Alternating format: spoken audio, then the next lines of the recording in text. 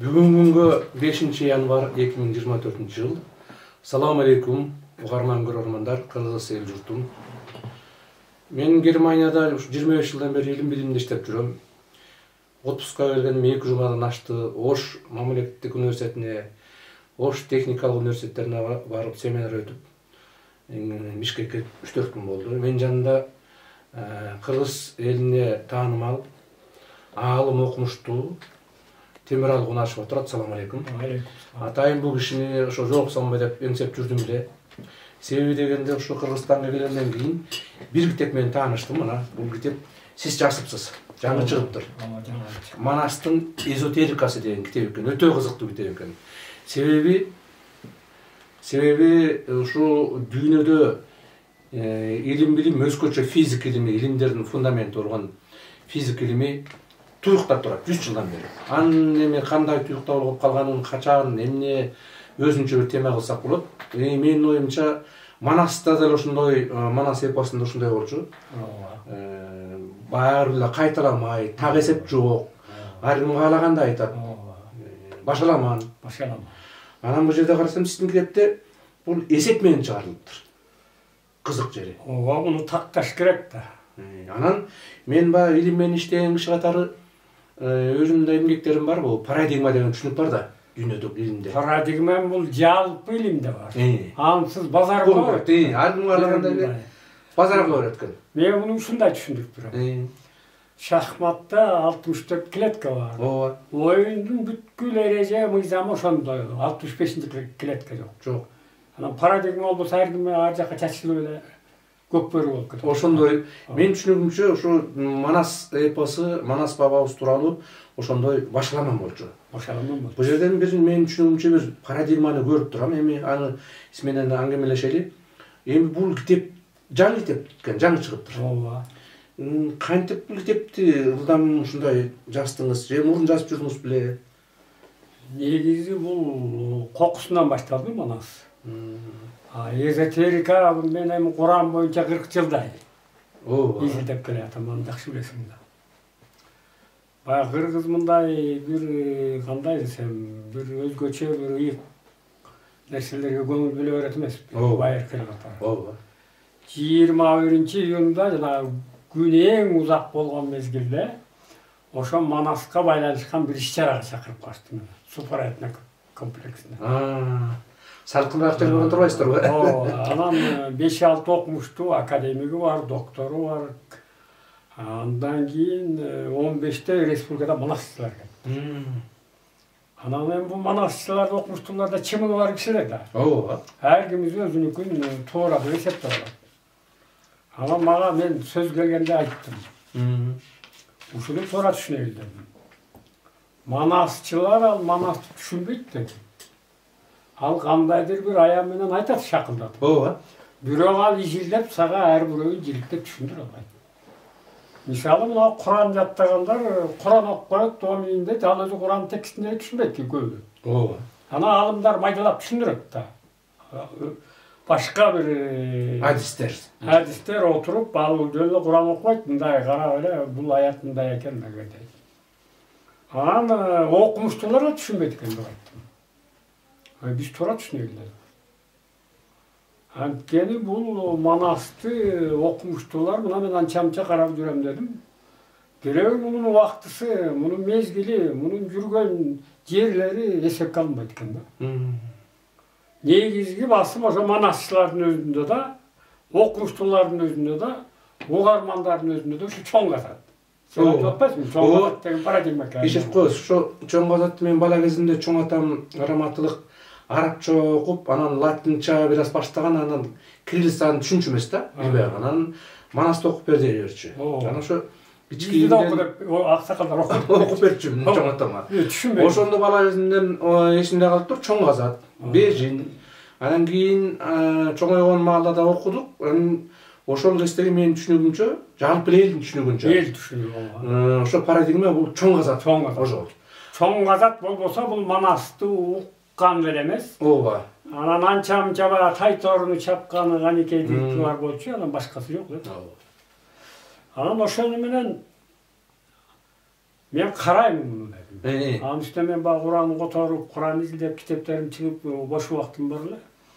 Анан эптеп Саякбайдын 4 томун, Сагынбайдын 4 томун толук эми басылды акыркы эле жылдары. Мурун баягы Союз убагында кыскартып цензура бар болчу да. Цензура. Ооба. Анан ушу эки классикалык манасты караганда мен чү дегенде эле таң калдым. Мисалы Саякбай ушинтип башталат экен. Түп атасы түгөл хан, түйүнөн кыдырды араган. Башка атасы бар хан, башынан кыдырды араган. Бул Кыдыр деген бул ким бул? Мына шу, муну адабиятчылар, тарыхчылар билбейт. Философтор билбейт. Муну мусулман суфизми карайт. Куранда каралат. Бул 3-4 жолу. Мен аны абдан жакшы билем, Куранды изилдеген үчүн. Сен деле окуп ошол карап жүрөсүң. Анан ошондо мен бир туура чечим кабыл алайын дедим. Суфийский тексттерди алдыга сүрүш керек. Анткени суфизм эзелден бери Кыдыр пайгамбар уланып келатат. Бул бардык диндердин жашыруун окуусу, бул токтобойт. Бул эрки пайгамбарлар, элчи пайгамбарлар өлгөндөн кийин дин бузулуп кетип атат. Иса пайгамбардан, Муса пайгамбардан азыр деле мына мусулман дини өзү бөлүнүп жарылып атат. 70-тен ашык. Кыдыр пайгамбар жетектеген ал 40 чилтени бар шакирти бул бузулбайт. Бул Манаста да бар да ошо. Манаста баштан аякка түшөт экен. Анан ошондо түшүндүм. Бул суфийский тексттерди бөлүп карап туруп, муну прототекст катары кабыл алыш керек. Анткени Кыдыр пайгамбардын айтканын эч ким оңдой албайт. Эч ким аны манасчы да оңдой албайт.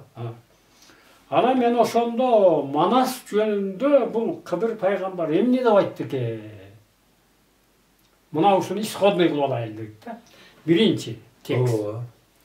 Байыркы тексттин биринчиси. Сагынбайдын манасында. Мен азыр аны сага окуп да берейин. Биринчи текст. Ошол Кыдыр пайгамбар мына Манаска келгенде айтат экен. Анда Кызыр кеп айтат. Балам Манас деп айтат. Өлүү эмессиң дебесиң. Балам угуп сөз да. Магруп жак жазира барча журттун динге сал. Муну көп кишилер түшүнбөйт. Магруп деген эмне, жазира деген эмне. Мен деле мурун көрүшмөсүм ага. Азыр деле түшүнбөйм. Магруп деген күн батыш. Арабча сөзбү? Жазирачы? Жазира деген арал деген сөз. Бул Американы айтып атат. Кечиресиз. Бизде Германияда, Европада Магриб өлкөлөрү деп коет. Ошо турбайбы? Марокко, батыш. Батыш деген. Мына көрүңүз. Магриб. Бул араб сөзү. Магруп жак жазира дейт. Барча журттун динге сал дейт. Кыдыр келип туруп Манаска айтып атат. Батыштагы аралды дейт.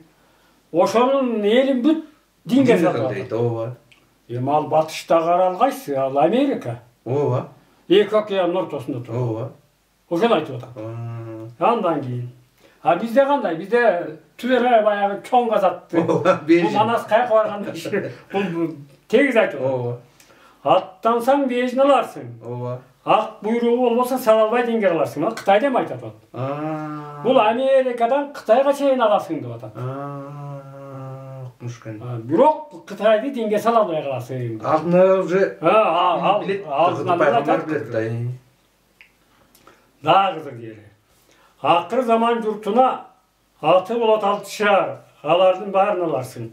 Бул жерде 6 шаар, 6 аймак, 6 журт. Акыр заман журтуна. Бирок бул кайсы экени айтылган жок. Эми муну издеш керек Манастын текстинен. 60 жашка барганда алыска сапар барарсың. Шейит кетип, бул дүйнөдөн кетесиң деп атат. Манас бабасы 60 жашында каза болгондо. Мына эми ушул жерде 6 шаар, 6 аймак табышмак болуп атат да. Андан тышкары мына кечирип коюңуз, Магруп жак жазира да аябай чоң табышмак. Эми бул Кыдыр пайгамбардын айтканы. Ана мен жанагы Манастын бүт семетей 5000 бетте окуп отуруп, мына ошол 6 шаарды канекейин өзү айтат экен. 6 аймакты. Манас эпосундабы? Семетейдин биринчи китебинде. Семетей эпосунда. Манастын Семетей деген китебинде ошол жерде Ал тиги Манастын бир 1000 канча бети өтүп кеткенден Семетей башталды. Биринчи китебин 374 бетинде айтылат экен. Мына азыр мен сага Каникей Семетейди 12 жашында Букардан Таласка жөнөтүп жатканда атасы Айкөл Манас менен Олия бабасы Бакай тууралуу ушундай деп айтат. Атаңды Бакка ээрчип барып чапкан ооган дейт. Ооган бир аймак. Афганистан. Регион деп коет. Атаң колу тийбеген Маргалан кайдан соолганды. Бул Түркстан аймагы. Ооба. Ошо борбор болгон. Орто Азияда. Жетип чапкан ооганда айттык. Жет кайт кайдан соогады дейт. Жет кайт. Бул белгисиз топоним. Буга Манасчы изилдөөчүлөр жолобойт. Ооба. Мифологический деп коет. Желпиниш чаап жете алган дейт. Желпиниште да билишпейт кайра экен. Индини Бузубек алган дейт. Бул Индия. Индостан. Омбуну Чаабол алган дейт. Мына 6 болду. Ооган, Маргалан, Жеткайт, Желпиниш, Индустан, Омбу, Омский жак. Түндүк жак. Булар аймактар. Ооба. Ошондо азыр бизге кайсынысы белгисиз? Желпиниш экөө. Ана мен аны баягы изилдеп көрдүм да, тиги жердин түбү Желпиниш деп айтылат экен, эпостого. Анан Жеткайт. Ал Жеткайт дегени ошо Манас атабыз баягы күнбатыш жактан Атлантика океанын жээктеп жүрүп отуруп Чукотка менен Аляскага жеткен экен. Ошол мезгилде Чукотка менен Аляскага барганда муну Орегон штаттын эмелер изилдеди, геологдор. Жеткайт тууралуу? Мына сүрөттө. Бул дубал да. Бул деген муздан жаралган дубал, 910 метр, 455 метр экен. Бийиктиги 13.800, 13.500 жылдар болжолду. Геологдор баягы космостон келген нурларды ошону изилдейт да бай физик. Бул батыштын мифологиясында бар. Ооба. Ошондо ушуга жетип муз дубалдарга баягы беринг кысыгы жок экен да, муз экен. 900 метрден. Анан өтө албай кайткан үчүн бул жет кайткан. Кызык экен абдан. Нар жагында бүттү жер жок, өтүшкөн. Ооба. Бирок эпосто Бакай ошо мен жердин түбү Желпиниште Олият алып кеткен мен ошо жакта өстүм деп атат. Жердин түбү Желпиниште ал күнбатыш жакта 6 айлык жол деп айтат экен. Манастын жана күйөө баласы Жар Манас менен бир тууган карындашы Баатыр карындар Карлыгачты үйлөп ошо жака хан көтөрүп кайткан экен Желпинишке. Желпиниш. Күнбатыш жакта мен келдим дейт. Ооба. 6 айлык. Бул Америка экен. Бирок ушул жерде суроо жаралат да. Ооба. Далили. Бул океан бөлүп турган материкке Манас атабыз армиясы менен кантип өткөн. Ооба. Ал ошол өтпөптү, жер үстү менен өтпөптү. Жердин түбү Желпиниште түбүндө эң эскиси 30 миллион жыл мурун, акыркысы 1 миллион жыл курулган азыр академик Воробьевдун көп академиктеринин эмеси чыгып атат. Сен биле билесиң. Ооба, туннелдерди айтасың. Туннелдер бар. Межконтиненталь. Ооба. Ошол туннел аркылуу өтүп барыптыр Америкага. Ал ошол убакта кыргыздарга жердин түбү менен кирип барып өтүп кеткен үчүн жердин түбү Желпиниш болуп калган Америкада. Желпиниш чаап жете алган деп атпайбы? Ооба. 7 жол бар. 7 жол барылган. Ошол жерде 7 жол аскер. Ооба. Көп эл болгон. Ошол парадигманы биз оңдошубуз керек. Мен ушул байкадым истен. Окудум да. Ушул парадигманы ошо Желпиниш, жердин түбү Желпиниш болот экен да. Ошентип койсо болот. Ошо жаңы парадигма. Ошондо Манас бабабыздын, Манас эпосунун мен ал жерден истен дагы сурайын дедим эле, календарьда туура жазыпсыз. Аны да бул ошо дал келет экен. Ошондо абдан дал келет. Азыркы качан парадигма пайда болот? Бул парадигма тууралуу сиз деле жакшы окуп жүрөсүз, жалпы бир топ окумуштуу кишилер билет болуш керек. Дүйнөдө ушу китептер таанылганда, дүйнөсүндө канчалык киши көп окуса, ошону эме деп коет, цитирование. Ошондой эң көп окулган, цитировать этилген китептердин астыңкыларынын бири Куундуку да билесиз. Ооба. Бул теория парадигм 62-жылы чыккан. Ооба, Америкалык окумуш. Куун. Ооба.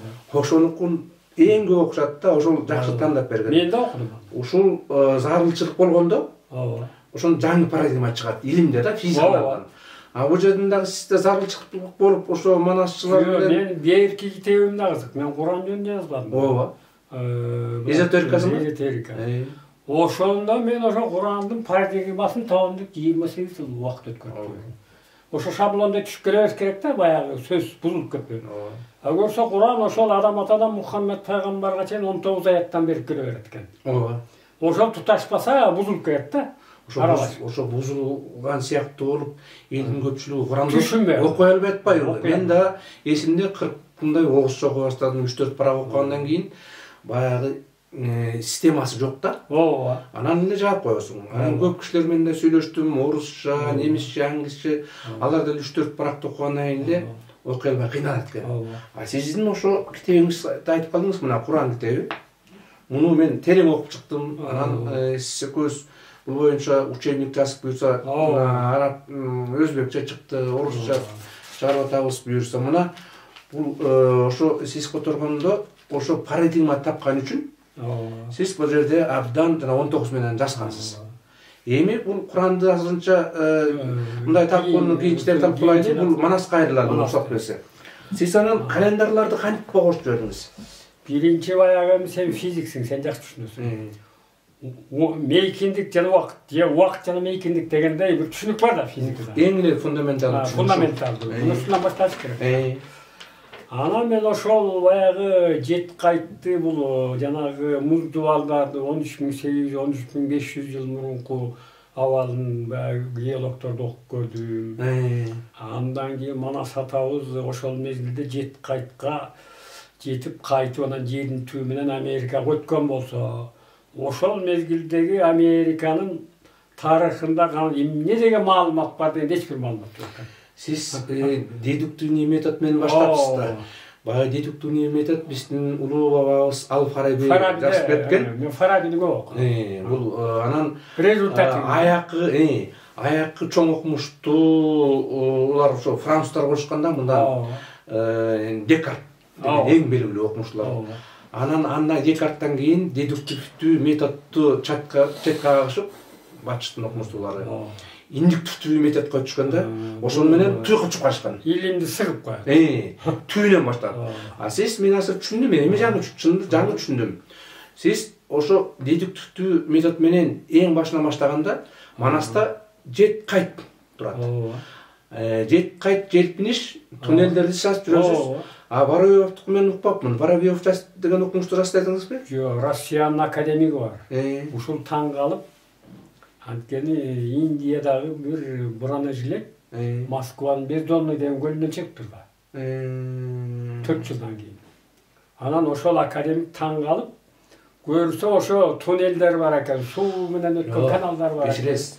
Туннелдер тууралуу өтө көп маалыматтар бар. Жада калса Германиянын ал мен айтайын дегеним, бизде мындай айтсаң жомоктолуп коет да. А мен ошон үчүн Россиянын академигин которуп бердим. Академик моюндап аткандай. Ооба, жок. Мен айтайын дегеним, бул жет сүрөтүн көрсөңүз, жет кайт. Жет кайтта жана бийиктиги 900 метр атпайсызбы? Бул боюнча Англияда, Европада мифтер бар да. Анан мындан 5-6 жыл мурун чоң бир сериал чыккан. Жалпы кишилер көрүшкөн. Ошондо ушундай жет бийик тоолор, муз дубалдар айтылат да. Бул жалпы батышта миф бар ушундай. Азыр көрсө, муну геологдор далилдеди атпайсызбы? Далилдедим. Орегон штаттын 1200 километрден 64 проба алып далилдеди. Анан демек ушуну баарын академиясында доклад окуду бул боюнча. Бул чындык. Ким деген? Орегон штаттын Америкада геологдор. Улуттук академиясында. Анан ошондон бул жет кайт менен байланыштырып атпайсызбы? Байланышып атат. Жакшы, анан андан кийин ошол бул 13500-13800 жыл экен. Ошол убакта Американын хроникасында эмне бар десең эч нерсе жок экен. Анткени биз Американы өзүбүз 15 жылында билипбиз. Ошо калын башты жүрбөйсүз ба? Андан ажан билбейт экенбиз. Бирок Байыркы календарьларды издеген окумуштуулар, изилдеген окумуштуулар аябай бир чоң ачылыш жасашкан. Алар мындай ачкан. Индия менен Майянын календарын алган, байыркы. Ооба, аны окуп жүрөбүз Майянын 2012-жылы катастрофа болуп жалпы дүйнө. Эми ал окумуштуулар баягы фундаменталдуу изилге башкачараак карайт. Ооба. Андан кийин булар Египет менен Шумердикин экөөнүн бир карашкан. Ооба. Дүйнөнүн эки тарабындагы Индустан менен байыркы Индия менен Майяныкын карашкан. Ошондо бир кызык нерсе пайда болду. Календарлар бир мезгилде башталабы жокпу деген маселе коюшкан. Абдан туура да. Ооба. Ошондо майялардыкы 2760 жыл экен, бир циклы. Бул баягы жылдыздардын координаттардан. Ошондо бир цикл өткөн. Анан ошону 3 жолу көбөйтүп аркасына. Ооба, мен жөнү белгиледим жолу. 3373 жыл биздин заманга чейин бир цикл бүтпөй калган экен. Ооба. Ошону кошуп келгенде анан биздин азыркы күнгө чейин 13677 жыл болот экен. Бул как раз жанагы жет кайттагы мөңгүлөрдү муз дубалдарында бир келип атат. Ооба, 13. Календар ошол мезгилде башталыптыр. Манас атабыз барганда. Индиялыкын эсептеп көрүшкөндө аркасына баягы жандырып. Ооба. Майялардыкынан бир жыл кийин башталыптыр. 13676 жыл. Мен турат ушу. Бир цикли 2850 жыл экен. 2850 жыл. Анын цикл башка Индиянын. Яны 3 көбөйтүбүз. 3 жол аркасына жылдырып ал цикл. Ооба. Анан жетпей калган биздин заманга чейин күчүн күрүзекини кошкондо 13676 жыл. Ооба. Бир жыл айрым өрүп атат. Анан окумуштуулар айтып атат, бир жыл эчтеме. Мен айттым, жок, андай эмес. Бир жыл мурун Манас атабыз Американы алган. Ооба. Андан 6 ай алатоого 6 айлык жол экен. 8 айда жетип барат экен Индия. Алпыс ооба. Барып туруп бир жылдан Индияны алган. Индияны чабек алганда болотпайбы? Ооба. Анан календарды баягы жыл санак ошол мамлекеттүүлүк, ошол хандын ордунан башталат да. Ооба, жалпы. Ошонун биригинен башталат. Туура. Египеттики менен кандай? Египеттики да ошондой. Египетти 1460 жыл бир цикл. Бул баягы дүйнөгө окумуштууларга белгилүү Сириус жылысы менен да. Сириус 21-июлда 1460 жылда кайра так ордунан чыгат. Тиги таң жаарында күн чыгып келаткан Күндүн алдынан 11 градус. Ооба. Бунун так орду. Муну немистер алып сен жакшы билесиз. Вандерверден, баягы Крамерлерден бүт Крамерлерден деген. Өз айыл деген. Булар 200 жыл болду. Аны эсептегенде Шумерлердики ал 1805 жыл. Египеттики 1460 жыл. 4 циклда. 6-7 циклда. Ооба. Аркасынан эсептегенде 11542 жыл биздин заманда. Жок, цикли 1460да. Аны сиз 7 көбөйтүп атасыз. 7 көбөйтүп. Ошондон 11000 жыл болот. Тең болот. Ошондо булардыкы 11542 жыл бизге чейин, биздин заманга чейин. Анан беркине кошушуз. 2024 жылды кошобуз. Азыркы. Баягы биздин заманга чейин болгону. Ошондо 13566 жыл чыгат. 66. Ортодо 110 жыл айырма болуп калат экен. Манас атабыз 13677 жыл мурун Американы алса, андан бир жылдан 13676 жыл мындан мурун Индияны алса, ошондон 111 жылдан кийин Шумер менен Египетте календар башталат экен. Бул мындай жөнөкөй эле. Манас атабыз 60 жашында Семетейге балалуу болгон, шейит кеткен. Семетей 12 жашында Таласка келген. Букардан 20 жашында Айчурок үйлөнсө, андан Сейтек хан төрөлсө, Сейтек хан 30-35 жашында жана Угуз хан империясын чыгып калат ошондо. Ошондо 110 жыл туура кеп калат. Бул календар деген жөн башталбайт. Ал бир бийликтин, бир хандыктын. Анан ошол 13677 жыл нар жакта дүйнөнүн бир да тарыхында маалымат жок экен. Кое туруңуз. Жанагы Германияда башчылар көп изилдеп жүрүшкөн Крамерлер, Вандервердер. Булар муну байлай алган эмес. Байлай алган жок. Байлай албай биз тияктан окуп жүрөбүз. Жалпы анда туюкка чыгып калышкан да. Жок, анан алар кийин мындай оправдание алып. Да бокс деп коет Орустан. Ооба. Бул топон суу бүтүп башталганда. Ооба. Ушинтип айтылат, топон суу деп аталат. Ооба. Өлкөгелер. Бирок ушул топон сууга бул ушу крамерлерге, кийин Вандербергтер чыгышты. Шмидтти билесиз, 12 томду жазышкан. Дин боюнча, прадинде. Прамонотеизмде. Ушулар боюнча булар топон сууга айлап атышпайбы? Ооба. Ал эми топон сууну бул еврей окумуштуулары, биздин кээ бир мусулман окумуштуулары деле 6000, 5000, 6000, 7000 жылга айлап атышат. Ошондой. Себеби дегенде Куранда 6 күндө жасалды, аалам жасалды дегенде ошого так атышпайбы? Ага караганда эми үчүн ошо Куранды, анан Библияны бул илимге туура келбейт деп окумуштуулардын башчысына айткан алар эсептеп календар менен. Ооба. Календар так болот да. Календар так болот. Күнү түнү ал мындай. Жылдыз мисалы Сириус мындай деп жазышат. Фараондор алмашышы мүмкүн. Ооба. Өлүшү мүмкүн. Ооба. Бийлик алмашышы мүмкүн. Жирести алмаштырбайт. Жирестер туруп турат караш. Жиреске тийбейт. Ал күнү түнү ошол жылдызды күзөтө берет. Алардын түшүнүгүндө ошол Сириус ошо мезгилде чыкса, кыямат болбойт, жер аңтарылбайт, бийлик тура берет, урпактарыбыз кыйрабайт деген мээсине катып калган. Эми мындай болот. Азыр манас тизилдегендер көбөйүп кетпедиби бизде? Эми кечирип коебуз.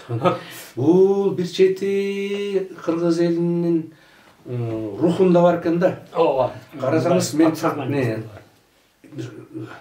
бул бир касиет экен да. Себеби дегенде мен ушу Батышта 25 жылдан бери иштейм. Университеттеринде профессорлор менен, жөнөкөйлөр менен сүйлөшөм. Мындай түшүнүк жок да кыргыз элиндегидей. Бизде эми кечирип койсун, пенсионер аялдар деле апаларыбыз, эже карындаштарыбыз, аял заты, эркектер анда эмес бетер. Манас деле айта беришет да, изилдешип. Бирок башаламан да. Окубай туруп Манасты айта беришет. Окубай туруп Манасты билем. Плюс жагы бар, себебин жагып берен ошо умтулуп атпайбы? Ооба. Бирок ошону илим катары тактаган бул сиздин китебиңиз абдан жакшы кылыптыр. Мага сен жана Оштогу мен да барып келдим, Жалал Ош университетине. Сен айткан экенсиң, ушу Манастын эзотерикасын окугула, илимий. Ушу китепти алып окутуп бардым. Менден 5-6 алышты. Физик окумуштуулар алышты. Ооба, жакшы. Алар менен отуруп мен ошол Манас жөнүндө алдым. Ал ошондо айтты. Биз эми адабиятчы Манасчы эмеспиз деди. Мына цифраларды көргөндөн кийин деди. Бул фундаментальный экен. Эми ким Манас жөнүндө сөз айтса, изилдесе бул башына мык болуп калып тура берет. Муну эсептеш керек болот. Албетте, бул парадигма. Эми парадигманы дагы бир жолу айтсак, тактап жалпак тил менен айтканда, бул бир түшүнүк да. Ошол түшүнүк кабыл алынгандан кийин калгандары ошол түшүнүктүн аркасында кетиш керек. Кете берет. Ал өзү мындай деп берген, кул. Парадигманы коомчулук аргасыз, каяшасыз кабыл алат. Окумуштуулар да ошондой. Дегенде кабыл албайт. Дегенде кабыл албайт. Бирок кабыл алгандан кийин бүттү. Кабыл алгандан кийин алга каяша кылса.